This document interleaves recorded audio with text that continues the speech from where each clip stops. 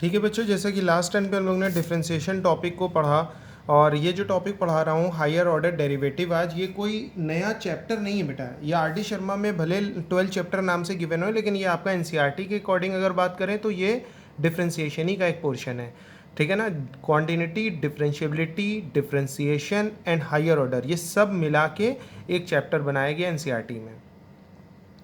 तो बात करते हैं हायर ऑर्डर डेरिवेटिव की। यहाँ पे मैं लिख देता हूँ higher order. Higher order, order का मतलब क्या होता है, जैसे कि मैंने आपको लास्ट टर्न पे जब बात बता रहे थे, ठीक है ना, डेरिवेटिव चैप्टर जब मैंने यानी डिफरेंशिएशन जब चैप्टर मैंने पढ़ाया था तो आपको बताया था ऑर्डर के बारे में। अब ऑर्डर के बारे में फिर से एक बार देख लेते हैं। जैसे हमने कहा कि एक y नाम का फंक्शन है, मुझे इसको डिफरेंशिएट करना है विद रिस्पेक्ट टू x, तो मैं क्या करूँगा, d/dx करूँगा, राइट। तो ये जब डिफरेंशिएट करेंगे x के रेस्पेक्ट में y को, तो वो वैसे ही होगा जिस तरह से x के रेस्पेक्ट में x वाला होता है, बस यहाँ पे डिफरेंशियल कोफिशिएंट मल्टीप्लाई हो जाएगा, तो ये क्या हो जाएगा, डिफरेंशिएट होकर dy/dx। मैंने कहा इसको फर्दर डिफरेंशिएट करो, मतलब एक बार और डिफरेंशिएट करो। जब एक बार और इसको डिफरेंशिएट करेंगे तो क्या होगा, x के रेस्पेक्ट में d/dx, मतलब differentiate with respect to x। किसको डिफरेंशिएट कर रहे हैं, dy/dx को। यानी एक बार डिफरेंशिएट करने के बाद उसी को एक और बार डिफरेंशिएट करना है। तो जब डिफरेंशिएट करेंगे तो बेटा इसका मतलब होगा d2, यानी ये d और ये d2 बनेगा, d स्क्वायर नहीं पढ़ते हैं इसको, d2y अपॉन में ये dx मल्टीप्लाई के dx2, d2y/dx2 होगा। फिर हमने कहा इस वाले को फर्दर डिफरेंशिएट करो एक और बार, तो d/dx मतलब एक और बार डिफरेंशिएट करना, d2y/dx2, तो ये क्या बनेगा, ये बनेगा d3y अपॉन dx3। लिखने का तरीका बहुत अच्छे से समझ लो, नीचे पे d पे ना 3 लगा देना और ऊपर y पे ना 3 लगा देना, ये गलत हो जाएगा।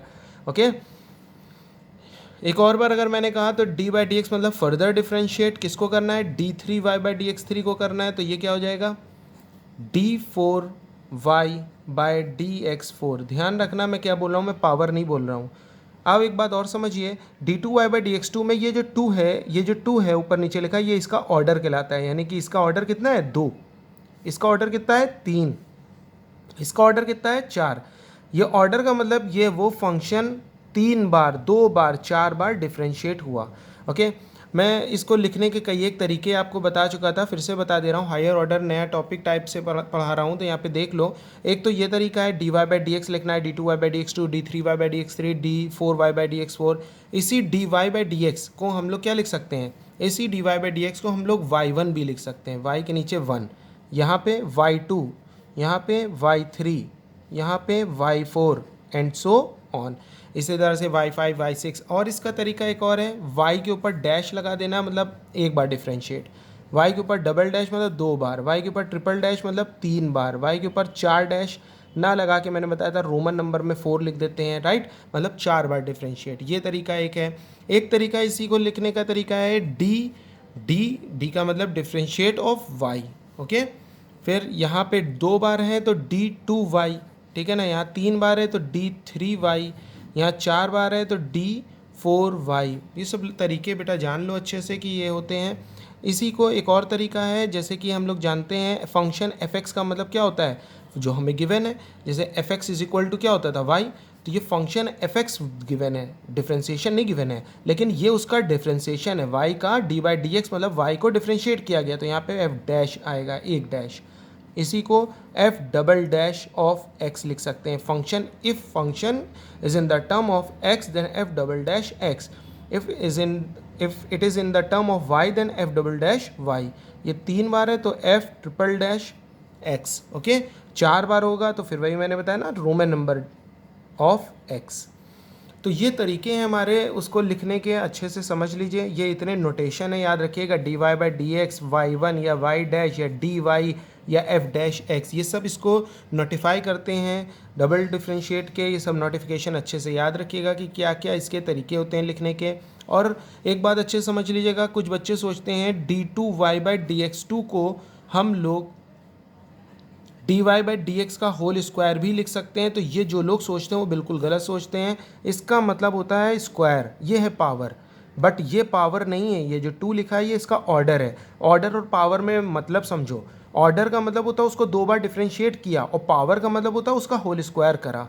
For example y is equal to x³ + 3x² + 5x + 2।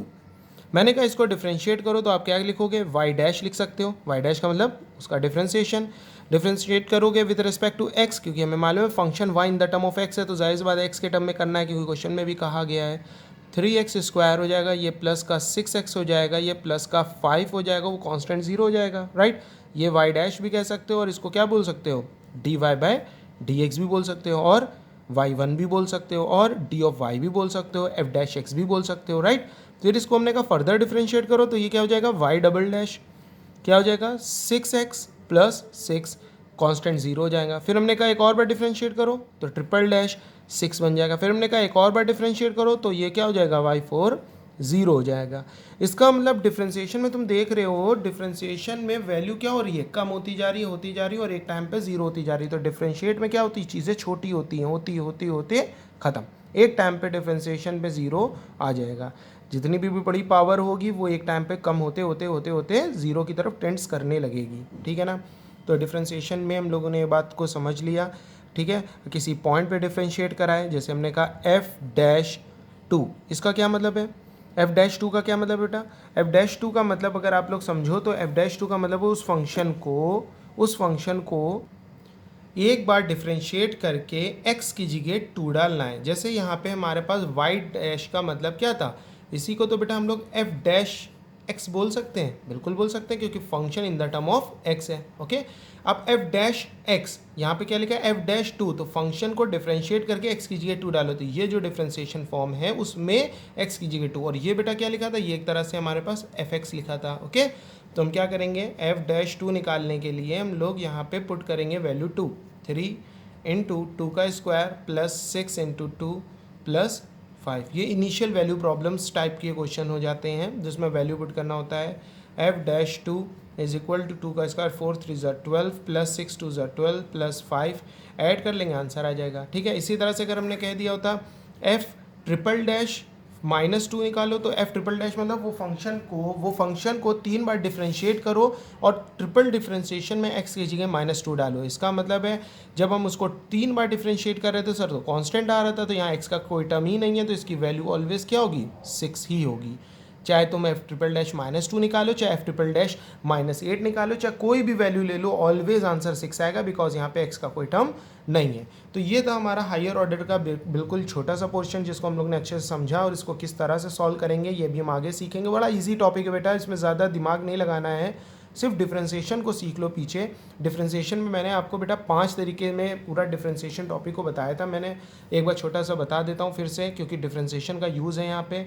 Introduction video बताई थी, इंट्रोडक्शन में मैंने तुम्हें बताया था कि डिफ्रेंशिएशन आखिर होता क्या है। सेकेंड में मैंने तुम्हें बताया था इन्वर्स वाले क्वेश्चन, याद है।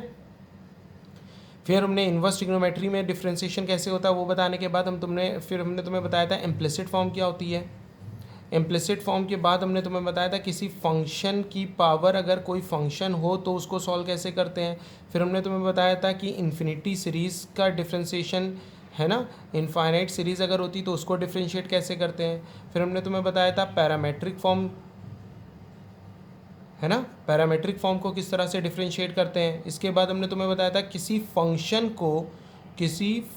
को डिफ्रेंशिएट करना है with respect to some other function, है ना। अभी तक हम क्या करते थे, फंक्शन को किसी x या y या z के थ्रू डिफ्रेंशिएट करते थे, अब किसी फंक्शन को किसी सम अदर फंक्शन के थ्रू डिफ्रेंशिएट करेंगे तो कैसे करेंगे ये मैंने बताया था।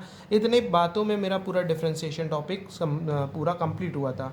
हाँ, और डिफ्रेंशिएशन में हायर ऑर्डर का क्या मतलब है, हायर ऑर्डर का मतलब, हायर का मतलब तो समझ लो बहुत ज़्यादा बार डिफ्रेंशिएट करना होगा। एक बार वहाँ पे हमने एक ही बार किया था मैक्सिमम, एक से ज़्यादा नहीं। अब हायर ऑर्डर मतलब यहाँ कोई ऑर्डर का कोई वो नहीं है, बाउंडेशन नहीं है। 2 बार 3 बार 4 बार 5 बार जैसा क्वेश्चन की डिमांड होगी या फिर जैसा हमसे क्वेश्चन में कहा गया होगा, ठीक है। प्रूविंग का क्वेश्चन या जो भी क्वेश्चन होगा, अभी हम क्वेश्चन देखेंगे, बहुत अच्छे समझ जाएंगे कि किस तरह से इसको सॉल्व करना है। तो अब हम क्वेश्चन की तरफ बढ़ते हैं बेटा। जैसे हायर ऑर्डर में बस इतना था, अब क्वेश्चन को देख लेते हैं। जैसे पहला क्वेश्चन है y = sin inverse x, y = sin inverse x, और यहाँ क्या लिखा है, प्रूव करो, show that d2y/dx2 is equal to x upon 1 - x² की पावर 3/2। आप समझ रहे होगे, d2y/dx2 को इसके बराबर दिखाना है, यानी कि जो भी फंक्शन है, ये हमारा फंक्शन है y, y नाम का जो फंक्शन है यहाँ देख रहे हो y को कितनी बार डिफ्रेंशिएट किया है, d2y/dx2 मतलब 2 बार। अगर y को हम 2 बार डिफ्रेंशिएट करेंगे तो ये आना चाहिए, अगर आ गया तो हमारा प्रूफ हो जाएगा। चलो करते हैं। y is equal to sine inverse x, यहाँ से हमें दो चीज़ें पता चल रही हैं, एक तो x के रेस्पेक्ट में डिफ्रेंशिएट करना है और दूसरी चीज़ ये पता चल रही है इसको डबल डिफ्रेंशिएट करना है। पहले लिखेंगे differentiate with respect to x, short form में लिख लिया, आप पूरा लिखना, ठीक है ना। करते हैं डिफ्रेंशिएट, ये जाएगा dy/dx is equal to sine inverse x यानी d बाई, है ना। सबसे पहले ये लिखने का तरीका बेटा जब तक आप बेसिक पढ़ लेते तब तक ठीक था, अब जैसे जैसे प्रैक्टिस अच्छी होती जाएगी तो अब ये d/dx ना लिख के डायरेक्ट कर देना, ठीक है। तो ये जाएगा dy/dx और आपको मालूम है d/dx of sine inverse x के रेस्पेक्ट में x को डिफ्रेंशिएट करेंगे तो कोई दिक्कत नहीं है, 1/√1 माइनस एक्स स्क्वायर आएगा, राइट। अब इसके बाद आप जानते हो अच्छे से कि हम लोग को क्या करना है, इसके बाद हम लोगों को इसको डबल डिफ्रेंशिएट करना है। तो हम इसको दोबारा डिफ्रेंशिएट करेंगे तो यहाँ लिखेंगे d2y/dx2, इधर तो इधर करा differentiation with respect to x, तो d2y/dx2 हो गया इज इक्वल टू, इधर हम लोग को मालूम है क्या लग जाएगा, यहाँ पे आप चाहो तो वही क्वेश्चन रूल लगा लो, लेकिन क्वेश्चन रूल लगाना मेरे ख्याल से तो बेवकूफ़ी हो जाएगी क्योंकि ऊपर 1 है। अगर ऊपर 1 होता है तो हम क्वेश्चन रूल से बच भी सकते हैं। कैसे, यहाँ लिखा d/dx यानी फर्दर डिफ्रेंशिएट कर रहा हूँ, इसको हम 1 माइनस एक्स स्क्वायर की होल पावर -1/2 भी तो लिख सकते हैं। अरे ये पावर नीचे आएगी 1/2 बन के, ऊपर आके -1/2 हो जाएगी, राइट। फिर इसमें डिफ्रेंशिएशन लगाते हैं तो -1/2 पीछे आएगा, याद है ना। लेटिंग वाला पोर्शन हो गया, चेन रूल, इसको टी लेट किया, अब थोड़ा दिमाग लगाओ, इसको टी लेट किया, टी की पावर -1/2 पीछे आएगा, -1 होगा, फिर टी की वैल्यू पुट करेंगे तो 1 माइनस एक्स स्क्वायर की पावर -1/2 -1, समझ गए ना। और जिसको लेट किया उसको फर्दर डिफ्रेंशिएट करेंगे, बस ये याद रखेंगे, जिसको लेट किया उसको जब डिफ्रेंशिएट करेंगे तो उसमें जो अननोन होगा उसके रेस्पेक्ट में नहीं करेंगे, जो क्वेश्चन कह रहा होगा, यानी क्वेश्चन में एक्स के रेस्पेक्ट में कहा है तो एक्स के रेस्पेक्ट में उसको डिफ्रेंशिएट करेंगे जो हमारा लेट पोर्शन है। तो left portion 1 minus x square है, तो क्वेश्चन में एक्स के रेस्पेक्ट में कहा तो एक्स के रेस्पेक्ट में करेंगे, चाहे यहाँ पे एक्स हो चाहे ना हो, 1 माइनस एक्स स्क्वायर। ओके, फिर से डिफ्रेंशिएट करते ये हो जाएगा -1/2, ये हो जाएगा माइनस का 1 माइनस एक्स स्क्वायर की पावर, अगर हम सॉल्व करेंगे तो ये 2 कैरी होकर -3/2 हो जाएगा। ओके, और d/dx ऑफ 1 0 पर्टिकुलर करेंगे, डॉट मल्टीप्लाई याद रखना, ये क्या हो जाएगा माइनस का 2x। ओके, अच्छा अगर आप देखो तो ये 2 से ये 2 कैंसिल हो जाएगा, माइनस माइनस प्लस हो जाएगा, क्या बचेगा बेटा, ये क्या बचेगा, x times of 1 minus x square की पावर -3/2, इसको नीचे लाएंगे तो ये जाएगा x upon 1 minus x square की power 3/2। This is your answer, और यही हमें प्रूफ करना था। अगर आप देखो तो यही चीज़ हम लोगों को प्रूफ करनी थी। ओके, आगे बढ़ते हैं क्वेश्चन पे, और थोड़े से अच्छे क्वेश्चंस को लेते हैं। अच्छा, यहाँ तक समझ में आ गया। ये वाला क्वेश्चन देखो बेटा, लिखा है y is equal to a cos log x plus b sin log x और prove that x square d2y/dx2 plus x dy/dx plus y equal to 0। इसको बेटा कुछ ऐसे भी कभी कभी लिख के दे देते हैं इन लोग, x स्क्वायर, जैसे वॉल्यूम 2 बुक जब पढ़ाएंगे तो उसमें दिखाएंगे, ऐसे लिखा होगा y double dash plus x y dash plus y equal to 0। समझ रहे हो ना, बस वही है, ऑर्डर का फेयर कर दिया इन्होंने। ऐसे भी लिख सकते हैं या ऐसे भी लिख सकते हैं, x square f double dash x plus x f dash x plus y equal to 0। तो बस समझना आपका काम है कि क्या है, मतलब क्या है, इसलिए कहा था कि ऑर्डर जो पीछे मैंने बताया उसको अच्छे से समझ लेना, ठीक है। इसका लिखने का तरीका कुछ भी हो सकता है, और भी बहुत सारे थे, उनमें भी कुछ भी।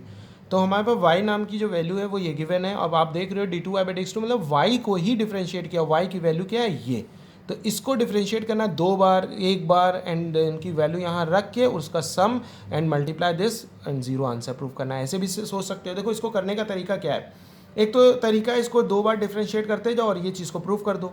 दूसरा तरीका है कि हम क्या करें, जैसे छोटे क्लास में करते थे, एक्स वाई जेड की वैल्यू निकाल के अपनी गिवन इक्वेशन में पुट करते थे और RHS टर्म ले आते थे। जैसे छोटे क्लास में ऐसे क्वेश्चन आते थे ना, 2x plus 3y plus z equal to 5 है, हमने कहा प्रूव करो इट इज़ इक्वल टू 5, तो आप क्या करते थे, एक्स वाई जेड की वैल्यू यहाँ पे पुट करते थे और उसको सॉल्व करने पे 5 आ गया तो यस तो प्रूव हो जाता था, ठीक है ना। उसी तरह से यहाँ पे भी आप कर सकते हो, एक बार डिफ्रेंशिएट करके यहाँ पे पुट कर देना, डबल डिफ्रेंशिएट करके यहाँ पुट कर देना, एक्स वाई जेड से मतलब नहीं है, राइट, एक्स वाई है यहाँ पे, तो एक्स वाई से मतलब नहीं, बस उसकी इवैल्यूएशन करते जाओगे, आखिर में जीरो प्रूव हो जाएगा। एक तो ये भी तरीका सही है बिल्कुल, और एक तरीका है कि इसको 2 बार डिफ्रेंशिएट करके जब सॉल्व करोगे अब तो अपने आप ही ये पूरी इक्वेशन तुम्हारे सामने बन जाएगी। इक्वेशन है ना LHS RHS। चलो हम लोग करते हैं, देखते हैं कि कौन सा तरीका बेस्ट है। तो y इज इक्वल टू, हमने क्वेश्चन उठाया y is equal to a cos log x plus b sine log x, ये क्वेश्चन था हमारा, है ना। a cos log x plus b sine log x, ये क्वेश्चन था। सबसे पहले हमारे दिमाग में होना चाहिए कि हमें कहाँ पे क्या पुट करना है, तो x d2y by dx2 plus x dy by dx plus y equal to zero, ये हमारे पास प्रूविंग का पोर्शन है। हम क्या करेंगे, सबसे पहले इसको एक बार डिफ्रेंशिएट करेंगे, तो differentiate with respect to what, x, देखो एक्स है ना दोनों तरफ, तो डिफ्रेंशिएट करते हैं विद रिस्पेक्ट टू एक्स, तो वाई को एक्स के रिस्पेक्ट में करेंगे, d y by d x हो जाएगा इज इक्वल टू, अब इसका डिफ्रेंशिएट करेंगे तो पर्टिकुलर होगा। ए क्या है, A is your constant parameter, right. अच्छी भाषा क्या है, पैरामीटर बोलो। पैरामीटर क्या होता है, एक मूविंग कांस्टेंट होता है, जैसे एक्स वाई जेड क्या होता है, एक वेरिएबल होता है, उसी तरह से ए बी सी डी ये जो क्या कांस्टेंट होते हैं, ये कांस्टेंट होते हैं, लेकिन ये पैरामीट्रिक कांस्टेंट होते हैं, राइट। तो ये ए पैरामीट्रिक कांस्टेंट है, एज अ कांस्टेंट और कोफिशिएंट के तौर पे यूज़ हो रहा है, तो ये बाहर आ जाएगा, और यहाँ पे डी बाई डी एक्स इस पे लगेगा कॉस लॉग एक्स पे, ओके, प्लस बी फिर से वही बात है, बाहर आ जाएगा कांस्टेंट के तौर पे d by d x sine log x, okay. याद रखना capital A capital B small b ज़्यादातर कांस्टेंट ही होते हैं, इसलिए बार बार आपको ये चीज़ बताने की मुझे ज़रूरत नहीं है। अगर ना गिवन हो तो इनको कांस्टेंट ही डील करना। एक्स वाई जेड ज़्यादातर वो होते हैं, वेरिएबल होते हैं। अब डिफ्रेंशिएट करेंगे, आपको मालूम है कॉस के साथ एक्स होना चाहिए, बट लगा क्या है, लॉग एक्स एंगल की जगह तो ये लेट होगा, चेन रूल है ना। तो कॉस टी का क्या हो जाता है, माइनस साइन टी की वैल्यू पुट करेंगे तो माइनस का साइन लॉग एक्स हो जाएगा, क्या हो जाएगा, माइनस का साइन लॉग एक्स। फिर और लॉग एक्स को दोबारा करेंगे, लेकिन लॉग एक्स जब हम किसी लेट की हुई चीज़ को दोबारा डिफ्रेंशिएट करते हैं तो किसके रेस्पेक्ट में, जो क्वेश्चन कहता है, ना कि उस लेट की हुई चीज़ में जो अननोन हो। तो लॉग एक्स को एक्स के रेस्पेक्ट में करेंगे तो वो क्या हो जाएगा, 1/x, जो कि एक्स नीचे आ जाएगा, प्लस इसी तरह से b sine t cos t हो जाएगा, कॉस टी की वैल्यू पुट करेंगे, लॉग एक्स हो जाएगा, फिर लॉग एक्स का फर्दर करेंगे तो एक्स अपॉन में आ जाएगा, ओके। इसको थोड़ी सी और अच्छी शक्ल में लिख लेते हैं, तो ये हो जाएगा माइनस का a sine log x plus का b cos log x, okay, whole x LCM ले लिया हमने, ओके। ये हो जाएगा d y by d x. अब देखो तरीके बहुत सारे हैं इसको सॉल्व करने के, बस आपका दिमाग क्या कहता है, या तो d y by d x d two y by d x निकाल के यहाँ पुट करो, सॉल्व करो, जीरो प्रूफ करो, या ऐसा कुछ बनाओ। देखो यहाँ पे देखा d y by d x के साथ एक्स प्रोडक्ट में है, तो क्या ले एक्स को इधर ट्रांसफर कर दें, x d y by d x,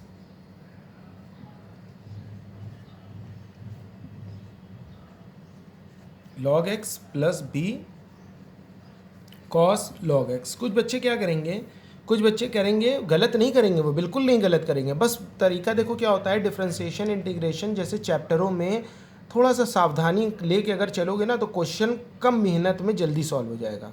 अब करने में आप लोग यहाँ पे डबल डिफरेंशिएट करते हैं तो d two y by d x two, यहाँ पर आपको लगाना पड़ता है क्वेश्चन रूल, कितना बड़ा हो जाता है क्वेश्चन, सिर्फ एक एक्स की वजह से क्वेश्चन रूल लगाना पड़ा है, तो हमने सोचा कि एक्स को इधर ट्रांसफर कर दे, क्वेश्चन रूल से बच जाएंगे। यहाँ प्रोडक्ट रूल से देखो कभी घबराने की जरूरत नहीं, प्रोडक्ट रूल बड़ा इजी होता है। क्वेश्चन रूल में होता है second D by d x of first minus first D by d x of second upon second का स्क्वायर, बड़ा लंबा सा हो जाता है क्वेश्चन, है ना। चलो अब चाहो तो इसको फिर से फर्दर डिफरेंशिएट करोगे तो प्रोडक्ट रूल लगेगा। क्या होता है प्रोडक्ट रूल, फर्स्ट यानी x d by d x of second, यानी कि ये हो जाएगा d two y by d x two, फिर प्लस सेकेंड यानी d y by d x रुकेगा, और एक्स का जब करोगे तो वो 1 हो जाएगा, ओके। इधर आओ, इधर माइनस ए को बाहर रोकोगे, फिर ये साइन लॉग एक्स होगा, तो साइन लॉग एक्स का क्या हो जाएगा, कॉस लॉग एक्स, और फिर से अपॉन में एक्स आ जाएगा, है ना। प्लस का ये क्या हो जाएगा, प्लस माइनस हो जाएगा, क्योंकि यहाँ पे कॉस का साइन बनेगा माइनस का, b sine log x upon में एक्स आ जाएगा। फिर से एलसीएम लेंगे, एक्स को उधर ट्रांसफर करेंगे तो एक्स उधर मल्टीप्लाई होकर क्या हो जाएगा, x square d two y by d x two plus x d y by d x, देखो कुछ दिखने लगा वैसे ही, इज इक्वल टू माइनस का a cos log x minus का b sine log x, okay.